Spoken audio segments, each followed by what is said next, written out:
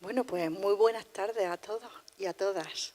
Seguimos con estas estupendas jornadas y con estos maravillosos aprendizajes que todavía nos queda tarde y vamos a seguir aprendiendo y además divirtiéndonos, que es como tenemos que aprender.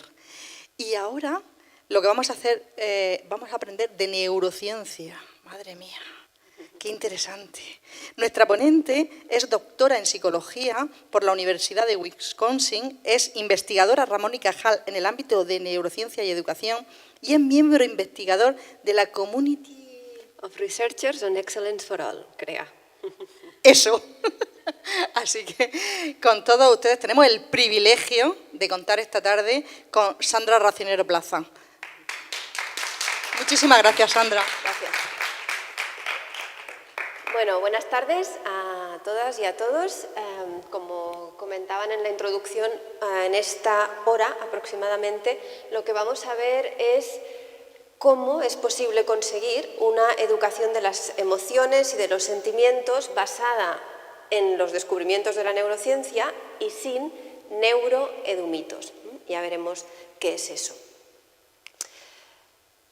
Esta chica que veis en la imagen era Amanda Todd, una adolescente de 15 años, estudiante canadiense, que acabó suicidándose.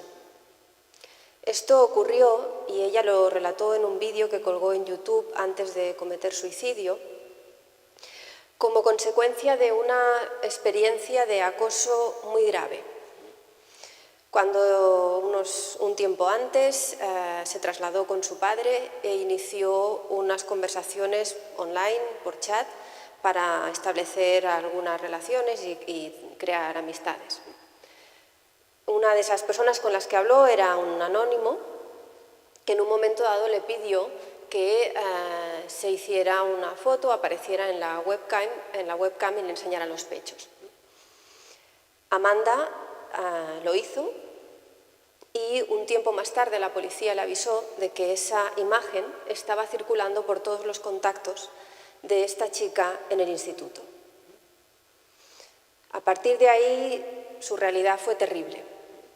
El acoso de los iguales en el instituto fue insoportable y tampoco tuvo el apoyo de ninguna persona adulta del centro educativo. La situación fue tan terrible que le tuvieron la familia que moverse de barrio, pero esa persona la continuó acosando por online y volvió a enviar a todos los compañeros y compañeras del nuevo instituto esa imagen de Amanda. Su salud empeoró enormemente y lo que hizo fue pedir ayuda, una ayuda que no encontraba en la realidad, la pidió a través de internet, a través de esos vídeos. Nadie le respondió, nadie mostró su solidaridad en el instituto y Amanda acabó suicidándose. Estos son el tipo de situaciones que están ocurriendo en los centros educativos, en España y a nivel internacional. Algunas llegan a los medios, otras no. Educar en las emociones y en los sentimientos significa hablar de estos temas y prevenir para que esto no ocurra. Para conseguir eso, no podemos hacerlo si nos basamos en los dos enfoques predominantes en las charlas de neurociencia y educación emocional en España. Voy a decir cuáles son esos dos enfoques porque ninguno de los dos es el que yo voy a tomar aquí esta tarde, evidentemente. El primero de ellos es que desde hace un tiempo puede haber personas famosas que salen en televisión, en la prensa, en la radio, les invitan a charlas, o talleristas de diferente índole, que hacen afirmaciones sobre cómo funciona el cerebro, sobre educación, sobre emociones, sobre sentimientos, y no conocen ni las evidencias científicas de ciencias de la educación y tampoco conocen las evidencias científicas en neurociencia. Pero luego tenemos también otro perfil, que son neurocientíficos y neurocientíficas que conocen las evidencias de su campo de investigación, pero que cuando hablan para educación se basan en ocurrencias en educación, porque no conocen las evidencias de ciencias de la educación. No es su dominio la literatura científica en enseñanza y aprendizaje.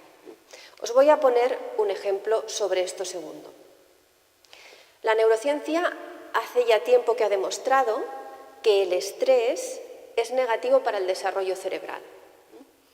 Y hay muchísimas publicaciones sobre este tema, tanto en experimentación animal como con humanos.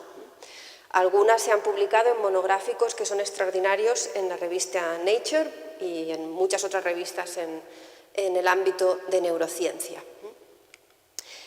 Neurocientíficos de primer nivel mundial, como Eric Kandel, que esta es la referencia, si queréis leer sobre neurociencia, es la referencia mundial en la actualidad en este campo. Eric Kandel, que fue premio Nobel de Fisiología o Medicina en el año 2000 por descubrimientos en el área de neurociencia de la memoria. Personas como Kandel, que son grandes neurocientíficos, se quedan ahí, dicen, el estrés, toda la investigación acumulada hasta la actualidad, se ha demostrado que perjudica el desarrollo cerebral. No dicen nada más para educación porque no han investigado eso para educación y por lo tanto no pueden hacer afirmaciones sobre algo que no han investigado. ¿Qué ocurre? Pues que hay otros neurocientíficos poco reconocidos en neurociencia, pero que han visto la oportunidad de que ahora la neurociencia se ha puesto de moda en educación y entonces hacer afirmaciones para el campo de la enseñanza y del aprendizaje escolar. ¿Qué ocurre cuando hacen esto? Claro, como no conocen la investigación en ciencias de la educación, van a los discursos que hay públicos, ¿no? Lo que está de moda, las ocurrencias que circulan en los debates y piensan que eso es una evidencia, pero tampoco lo comprueban. Por ejemplo, relacionan el estrés, eso que sí que se ha estudiado en neurociencia, con algunas ocurrencias en educación que suelen ser pues se han extendido bastante en países que tienen poco éxito educativo. Una ocurrencia en países con bajo rendimiento es que el tiempo invertido en aprendizaje o el mayor énfasis o mayor dedicación al aprendizaje instrumental genera estrés en los niños y las niñas, en los chicos y las chicas. No hay ninguna evidencia científica en ciencias de la educación que diga, ni en psicología evolutiva ni cognitiva, que diga que invertir más tiempo en aprendizaje instrumental genere estrés. Y entonces acaban diciendo estos neurocientíficos, como sí que se basan en esas ocurrencias, acaban haciendo afirmaciones como esta que veis aquí. Hasta llegan a decir que el aburrimiento es bueno para el desarrollo cerebral, contradiciendo de esa forma todas las evidencias científicas, no solo en la literatura en educación, sino también las evidencias en su propio campo, en neurociencia, que dicen exactamente lo contrario, que es necesario una mayor implicación cognitiva y un mayor nivel cognitivo. Esto tiene un nombre, este tipo de ideas falsas tiene un nombre, se llama neuroedumitos, que serían ideas que no tienen ni base científica ni en la neurociencia ni en la educación. Y tienen unas consecuencias extremadamente negativas sobre el desarrollo cognitivo y emocional de los niños y de las niñas. Ese es un concepto publicado por primera vez en el 2007 en la revista Innovamos y desarrollado por Ramón Flecha. Solo hace falta haber leído un poco a Santiago Ramón y Cajal, que es el padre de la neurociencia moderna, premio Nobel español, en este libro que os recomiendo mucho, Recuerdos de mi vida, que es su propia biografía, y afirma: hay que sacudir enérgicamente el bosque de las neuronas cerebrales adormecidas. Es menester hacerlas vibrar con la emoción de lo que es nuevo e infundirles nobles y elevadas inquietudes. Toda la idea contraria a que hay que aburrirse para el desarrollo cerebral.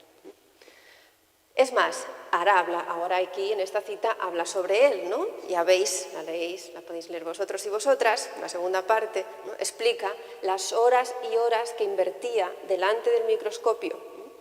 Muchas veces noches enteras, examinando, ¿no? los movimientos de los capilares sanguíneos, ¿no? para avanzar en sus propias teorías, ¿no? Sabemos, lo decía Ramón y Cajal en el ámbito de la neurociencia, lo había dicho Vygotsky en la psicología histórico-cultural, cómo se necesitan retos cognitivos y dificultades cognitivas para que haya desarrollo cognitivo, incluso desarrollo cerebral. Por tanto, ese neuroedumito de que es necesario el aburrimiento no tiene ninguna base científica y perjudica enormemente a los niños y a las niñas.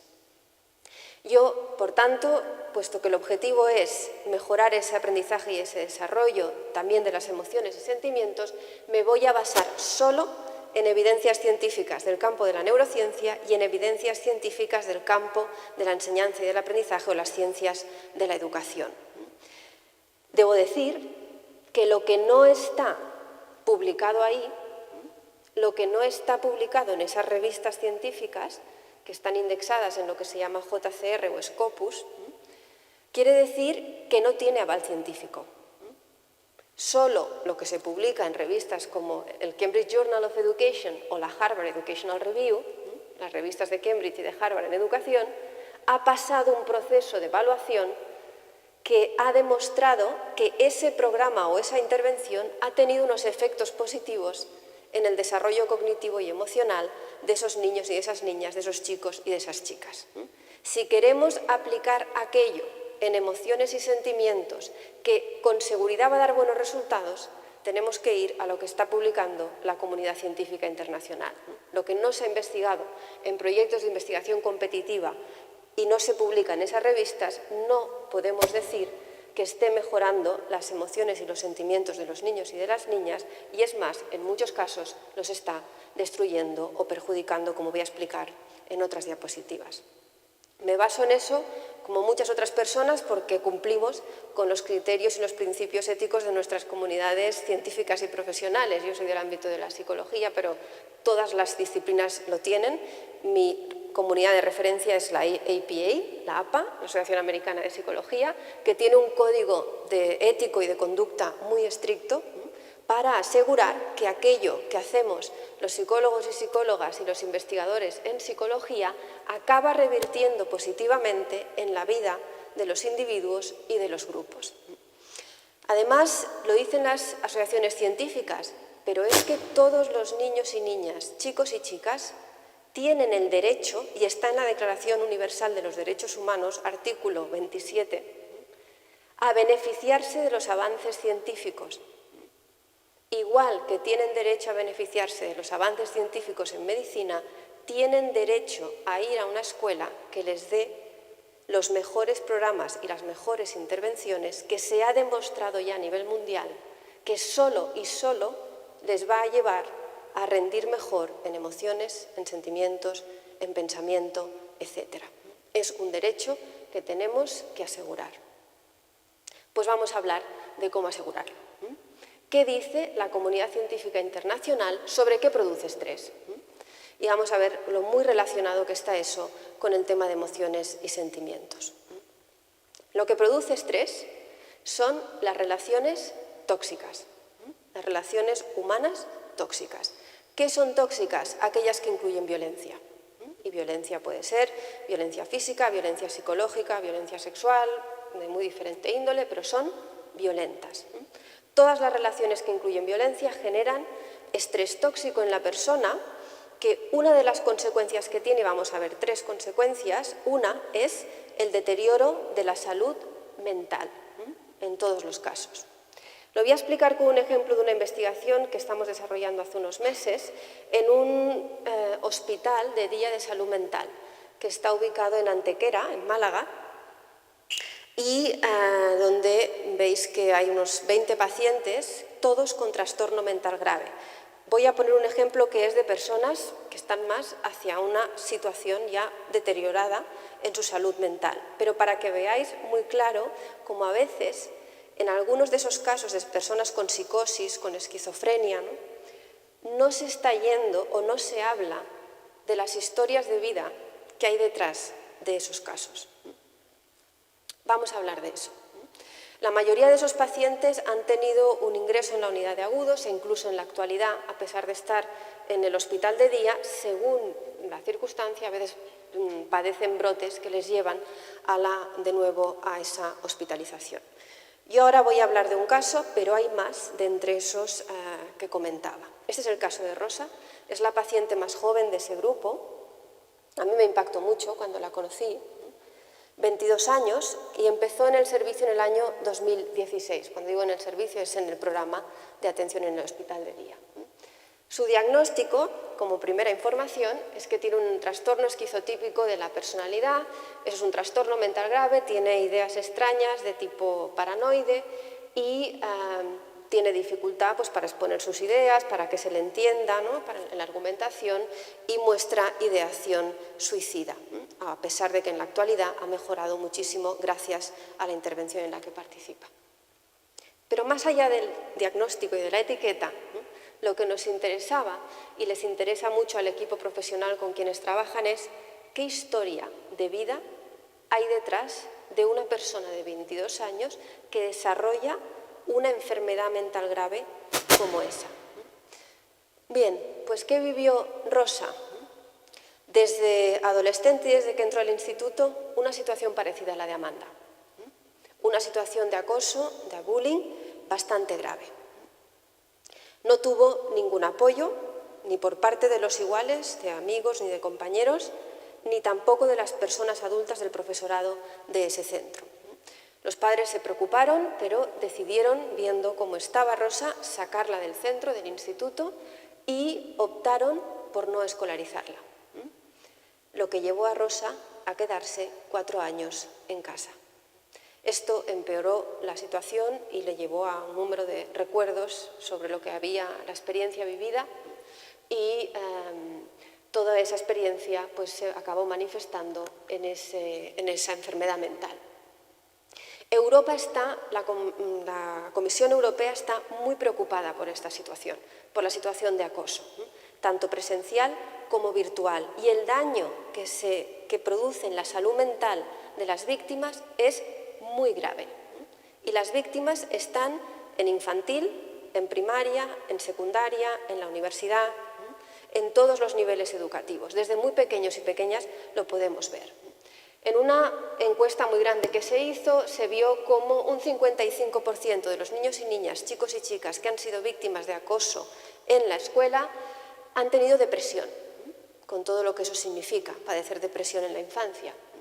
Se han autolesionado un 35% y un 38% han pensado en suicidarse. Ya hemos visto que algunos cometen suicidio por falta de apoyo social. Las consecuencias, todas las que veis aquí, estas son publicaciones en el World Journal of Psychiatry, bastante reciente, en 2017, de toda la investigación que se ha hecho sobre consecuencias en la salud mental de las víctimas de acoso, y estos son algunos de los factores, de las consecuencias en las que hay acuerdo en todos los casos. Hay víctimas porque hay agresores.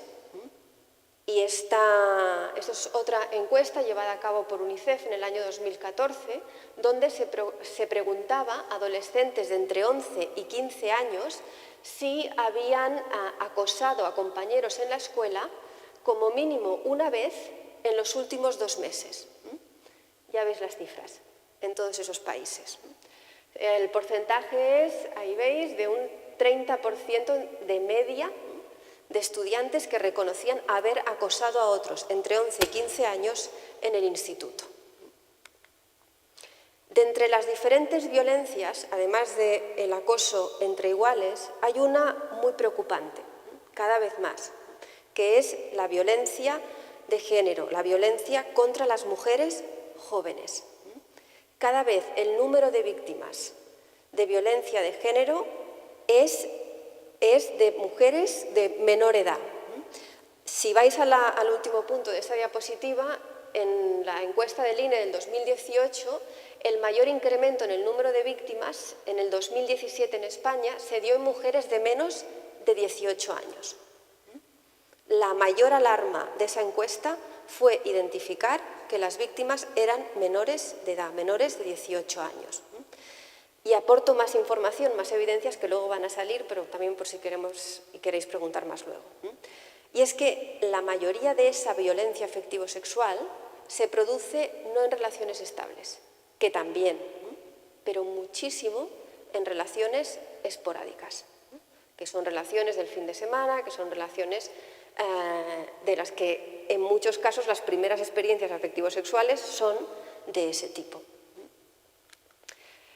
Las consecuencias psicológicas en la salud mental de este tipo de relaciones tóxicas violentas desde la adolescencia son también todas estas que veis aquí, ¿no? Estrés postraumático, ansiedad, baja autoestima, depresión, diferentes tipos de fobias, insomnio, trastornos alimentarios, etc. Muchos coinciden con el acoso entre iguales y otros son específicos de este caso. Todo ese daño en el funcionamiento psicológico ve también un reflejo en el deterioro en la actividad y en la arquitectura del cerebro. Las personas que sufren de violencia en las relaciones humanas ven dañada el funcionamiento de su cerebro y la propia arquitectura, la estructura cerebral.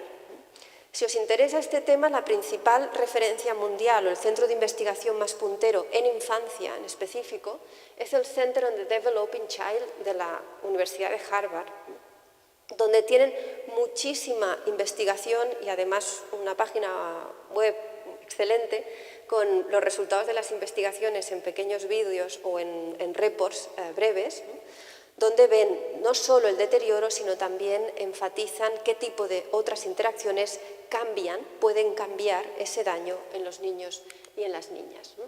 Vamos a ver qué ha dicho la investigación sobre cómo las relaciones tóxicas o violentas dañan el funcionamiento neuronal. Ya está demostrado, las personas que sufren en relaciones violentas tienen una pérdida de conexiones neuronales y tienen también muerte neuronal. Pierden neuronas como consecuencia de la exposición a relaciones tóxicas y a la adversidad que eso supone. Es más evidencias, hay muchas ya acumuladas. Otra es que no solo es que queda alterado el funcionamiento neuronal y se pierde conexiones sinápticas, es que además cambia la propia arquitectura, lo que se podría llegar a ver en el cerebro, de las estructuras subcorticales, que son las más internas en el cerebro humano.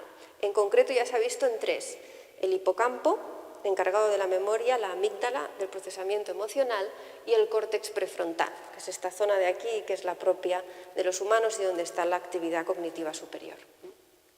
Bien, todo eso ya se sabe que puede ocurrir, que esas víctimas puedan encontrar dañada incluso ese tipo de arquitectura. Además, las relaciones tóxicas deterioran la salud física de las personas, de los niños y de las niñas, de los chicos y de las chicas. Una de las manifestaciones más claras es porque esas relaciones afectan a las emociones de la persona. Y las emociones y sentimientos son una vía esencial, intermedia, en el funcionamiento físico, en el organismo. Un ámbito en el que se ha visto muchos impactos es en el sistema inmunológico. Normalmente las personas que han sufrido violencia o que están sufriendo violencia ven debilitado su sistema inmunológico, lo cual les hace más vulnerables a sufrir otro tipo de enfermedades. Este es un ejemplo de lo que estoy comentando. Incluso en salud, los médicos y la comunidad científica en el ámbito de la medicina ya empieza en sus publicaciones, como en este journal que veis aquí de gastroenterología, a hablar de cómo hay casos de pacientes que no entendían enfermedades crónicas del aparato digestivo y que cuando han sabido sobre las historias de vida, de violencia, de abuso, de acoso, de trauma que hay detrás derivado de esa violencia, entonces la persona saca ese recuerdo empieza a gestionarlo y en algunos casos empiezan a mejorar por primera vez en rasgos, ¿no?, del aparato digestivo y en enfermedades que eran de tipo crónico. Esto se ha estudiado en casos, ¿no?, particulares y cada vez más en muestras más amplias. Pero si hay una investigación que es ahora mismo, y que si queréis leer más sobre este tema, yo os recomiendo mucho el libro que se referencia en la parte de abajo de la diapositiva, este es el libro a leer. Se llama, es una investigación que llevó a identificar lo que se ha llamado el efecto telómero.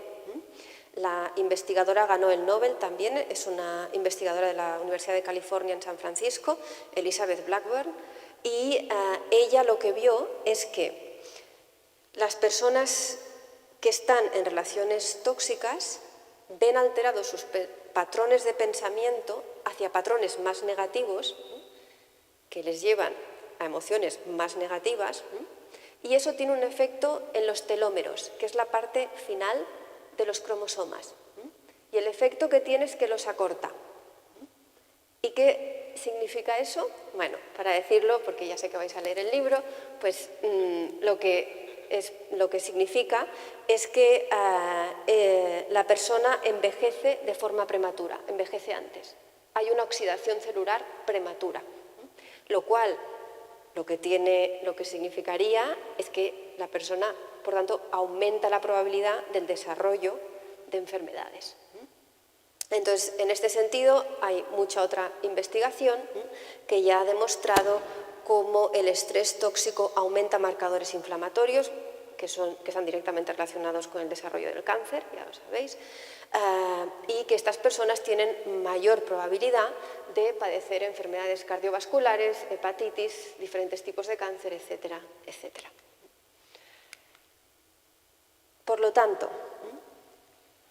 la educación emocional y de los sentimientos, que está hablando de otras cosas que no es de esto, que estos son los principales problemas que tenemos en nuestras escuelas y en nuestros institutos, y que ignora la evidencia científica sobre qué daños tienen esas experiencias violentas y cómo superarlos, lo que está haciendo es destrozar, y lo afirmo y lo afirmamos, se está destrozando en muchos casos las emociones y los sentimientos de los niños y de las niñas. Voy a poner aquí algunos ejemplos de los muchos que hay, ¿no?, de formas en las que en algunos lugares se trabajan las emociones y los sentimientos y que ya se sabe que aumentan las probabilidades de una niña o de un niño de ser acosado.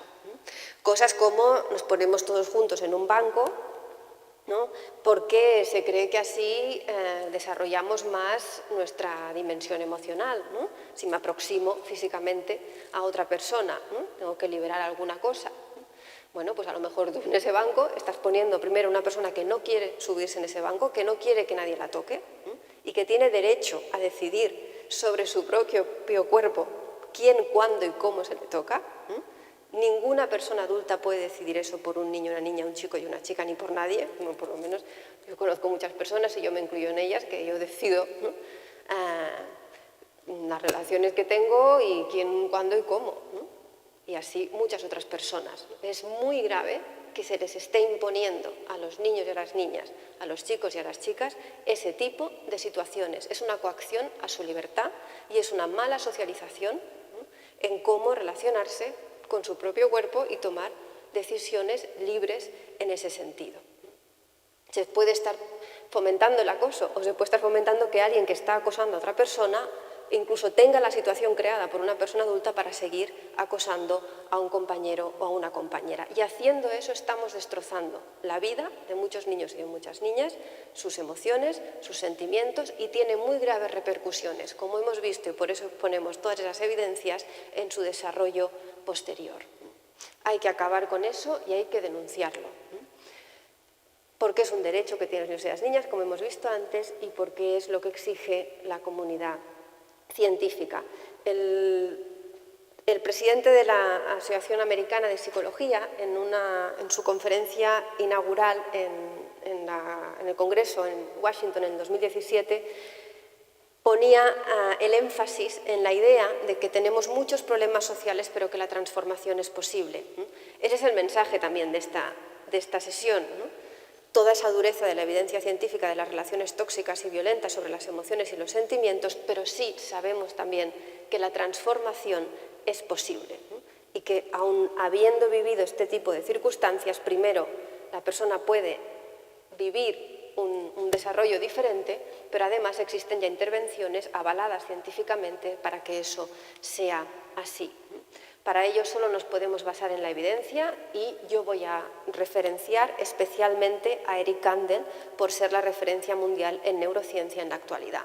El libro también, que se conoce como la Biblia de la neurociencia en la actualidad y que es el libro de cabecera en medicina, en psiquiatría y por supuesto en neurociencia, es Principles of Neural Science, que es este que veis aquí, que también está en castellano, está en español, ¿no? Principios de neurociencia o de ciencia neural. Es muy, muy grueso, ¿no?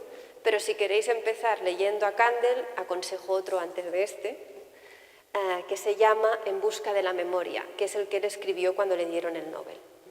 Y es maravilloso, explica, mezcla su propia biografía y su infancia con su pasión por entender mejor la memoria y los mecanismos de la memoria y de potenciación de la memoria a largo plazo. Bien, pues vamos a ir a esas evidencias que hacen la transformación posible, ¿vale? La evidencia 1 es que lo propiamente humano son los sentimientos, no las emociones.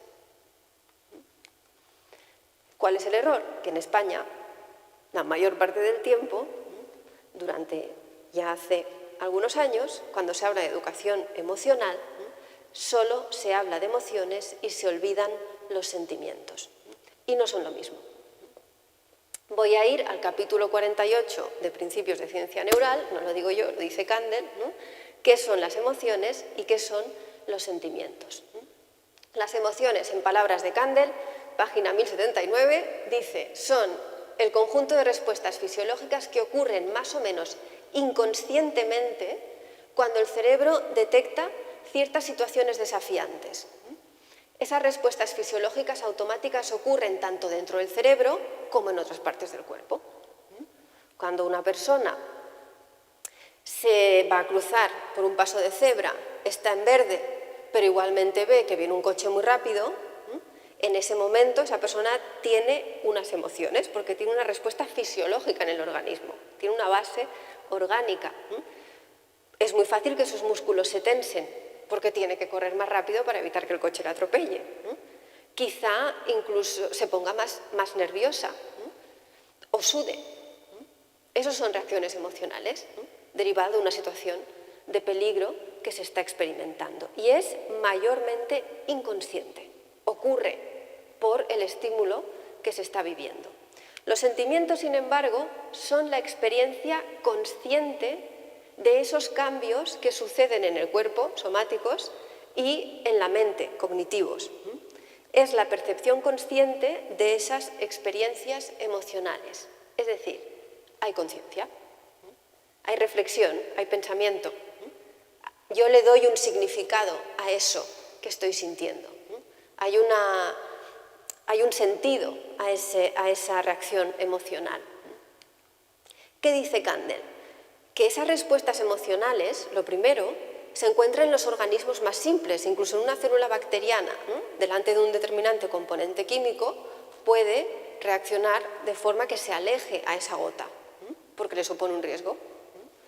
Sin embargo, es obvio que esa célula bacteriana o la aplisia, que es este molusco con el que Kandel investigó, que le llevó al Nobel, pues ni la célula bacteriana ni la aplisia tienen sentimientos, no reflexionan sobre esas reacciones, no le dan un significado a eso. Somos las personas quienes tomamos esa conciencia y solo nosotros y nosotras tenemos sentimientos. Si se obvia que lo propiamente humano son los sentimientos, estamos justificando y podemos llegar a justificar la peor violencia. Porque siempre se puede decir que es una reacción emocional incontrolable, que la persona eso le sale de dentro, es inconsciente y no puede hacer nada. No, lo propiamente humano es la reflexión sobre nuestras propias reacciones emocionales inconscientes. Y por lo tanto, si no asumimos eso, la gravedad de lo que puede permitirse llegar a ocurrir en los centros educativos es mucha. Tenemos que partir que en toda situación los niños y las niñas, los chicos y las chicas son conscientes de lo que hacen y de lo que sienten, porque eso es lo propiamente humano y ese es nuestro sistema cultural que ha servido para dar significado y sentido a aquello que sentimos, ¿no? Y por lo tanto, no intentemos encontrar justificaciones a la violencia porque no existen, no hay ninguna evidencia en la psicología evolutiva para esperar que haya ninguna etapa en el desarrollo de los niños y de las niñas en el que sea esperable el comportamiento violento, porque no la hay. Decir cosas como que es esperable que los niños pequeños muerdan a otros, pues es la involución, no es la evolución humana, es ir para atrás en el desarrollo. Porque precisamente lo propiamente humano es que tú accedes a un sistema cultural, a un sistema de significados, a una construcción social de la realidad que te permite poner etiquetas y darle un sentido a aquello que te pasa, que le pasa a otros y que te pasa a ti. Y por lo tanto te vas alejando cada vez más de esa inconsciencia. Yo recomiendo, en el caso más de infantil y donde todo esto queda muy bien explicado, la guía sobre el desarrollo infantil de la Universidad de Yale, donde están líderes mundiales en el tema de desarrollo infantil. Es más, para dar algunos datos más, aunque estas teorías ahora ya se han avanzado mucho más, pero sabemos que en el cerebro humano la mayor parte de masa encefálica está dedicada precisamente, es la neocortical, es donde se ubican precisamente las funciones psicológicas superiores, la atención, la percepción, la memoria, cuestiones vinculadas al lenguaje, lo que es propiamente psicología superior en términos de Vygotsky, de la psicología sociocultural. Por lo tanto, incluso en términos anatómicos, el cerebro humano está más preparado para pensar sobre lo que hacemos, sobre lo que sentimos, sobre lo que construimos con otros, que cualquier otra especie. La buena noticia de todo esto es que si lo propiamente humano son los sentimientos, quiere decir que a través de la conciencia las personas podemos incluso decidir cambiar nuestras reacciones emocionales. En función del tipo de persona que yo quiero ser, en función de la sociedad que queremos, en función de cómo yo me quiero relacionar con mis amigos, del tipo de relaciones que quiero crear, decido que hay reacciones emocionales que a lo mejor me alejan de eso. ¿Cómo las cambio? Eso es lo propiamente humano. La educación, la intervención social, todo eso se dedica precisamente a trabajar sobre esas cuestiones y nos permite escoger con libertad.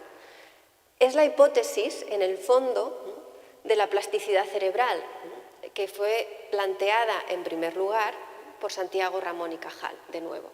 Y así Kandel lo dice desde el principio en su libro Principios de Ciencia Neural, a quien remite continuamente, como hacen todos los grandes, que remiten siempre a las fuentes originales, de quién es esa aportación.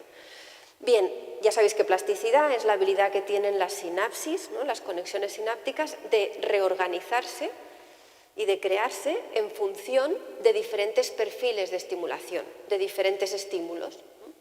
Entonces, en función del contexto de las interacciones de diferentes estímulos, se potencian unas conexiones sinápticas o se potencian otras, se debilitan unas, se refuerzan otras, ¿vale? Se crean unas, se eliminan otras. Eso es plasticidad cerebral. Y diferentes contextos y diferentes experiencias tienen diferentes consecuencias en los circuitos neuronales que se crean, que se refuerzan o que se debilitan. A mí me encanta cómo lo explica Eric Kandel en su libro En búsqueda de la memoria que os decía antes. Lo dice así, dice: si el lector recuerda algo de este libro, será porque su cerebro ha cambiado ligeramente después de leerlo. Esa capacidad de desarrollar nuevas conexiones sinápticas como resultado de la experiencia parece haberse conservado a lo largo de la evolución. Es decir, si tú recuerdas alguna cosa, es porque se ha creado una conexión sináptica en tu cerebro que almacena esa información, si no, no serías capaz de recuperarlo después. Y lo que quiere decir es que a una conexión sináptica nueva, tu cerebro ya es diferente. Entonces, si mirásemos un cerebro desde el nacimiento hasta que una persona fallece, no hay ninguno igual, porque sus experiencias de vida y sus aprendizajes han sido diferentes y entonces las conexiones creadas son diferentes en cada individuo. Eso es plasticidad cerebral. Voy a bajarlo al nivel de intervención y de investigación en intervenciones que funcionan. Y voy a remitirme a una investigación que ha sido publicada recientemente en una revista que es de las más punteras en el mundo en psicología, Frontiers in Psychology, y de una investigación que llevamos a cabo en colaboración con una investigadora de la Universidad del País Vasco, Leire Ugalde, colaboración de la Universidad de Cambridge, Lidia Puigvert, y otra compañera de CREA, Emilia Aiello. Bien, ¿qué vimos en esta investigación? Exploramos las memorias autobiográficas, que para decirlo rápido son las memorias sobre los recuerdos sobre nuestra vida personal. No es recuerdos sobre las tablas de multiplicar, no, son los recuerdos de tu propia vida. Eso se llama memoria autobiográfica. Tiene muchísimo impacto, como podéis imaginar, en la salud mental de una persona y en la psicología de una persona, cómo va construyendo sus propios recuerdos autobiográficos a lo largo de la vida. Nos preguntamos qué ocurre cuando esas memorias son de episodios de relaciones afectivo-sexuales en las que ha habido humillación, desprecio, tensión, diferentes tipos de maltrato, psicológico, físico, sexual, etc. Y que eso ocurre en relaciones afectivo-sexuales, sean estables o esporádicas. Nos preguntábamos, ¿esos recuerdos de esas relaciones violentas incluyen atracción de algún modo? ¿Algún tipo de atracción? ¿Por qué nos preguntamos esto? Nos lo preguntamos porque existe mucha investigación que también se ha venido desarrollando desde el CREA y que continuamos desarrollando, y esto es parte de esa línea de investigación. Existe un discurso coercitivo, social, dominante, en el que los perfiles de masculinidad con conducta violenta o con actitudes violentas se presentan como más excitantes, más deseables, más atractivos. Tenéis miles de ejemplos sobre esto. Series de televisión, películas de cine, literatura, cantantes, como veis aquí, bueno, está en muchos lugares, esa idea. Y eso es un discurso presente en muchos agentes de socialización en el que la población se socializa más o menos directamente y en el que las y los adolescentes están participando de una forma muy intensa en su propio día a día. Eso tiene un impacto porque en definitiva es una socialización y la persona puede llegar a crear un cierto deseo hacia esos modelos de masculinidad, no porque sean libremente escogidos, sino producto de ese discurso dominante, coercitivo. ¿Qué ocurre? Pues que como consecuencia de esa socialización, al final pues establece unas conexiones entre un estímulo que es de ese perfil de masculinidad violenta y una respuesta que es de atracción hacia eso. Tan fácil como eso, igual que ocurriría con cualquier otro aprendizaje, ocurre con este tema.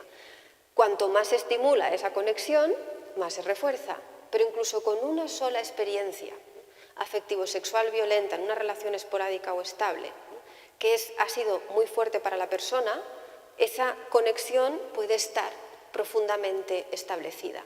En estos casos a veces no depende de la repetición de esa experiencia, sino que una sola, con mucho impacto emocional, puede ser suficiente para que esa conexión sea muy sólida. Cuando la persona recuerda esa experiencia, cualquier tipo de recuerdo autobiográfico, lo que hacemos es volver sobre la conexión. Entonces, cualquier recuerdo es la reactivación de esas conexiones sinápticas. Claro, de ahí la importancia de que si en ese recuerdo afectivo-sexual violento existe atracción de algún modo, es preocupante, porque recordar esa experiencia va a suponer la reactivación de esas conexiones sinápticas. Y eso es importante porque la memoria, aunque muchas veces se hable de memoria como un almacén del pasado, en los humanos esa no es la principal función, es el futuro. Recordamos las cosas que nos han pasado para tomar decisiones presentes y para planificar el futuro.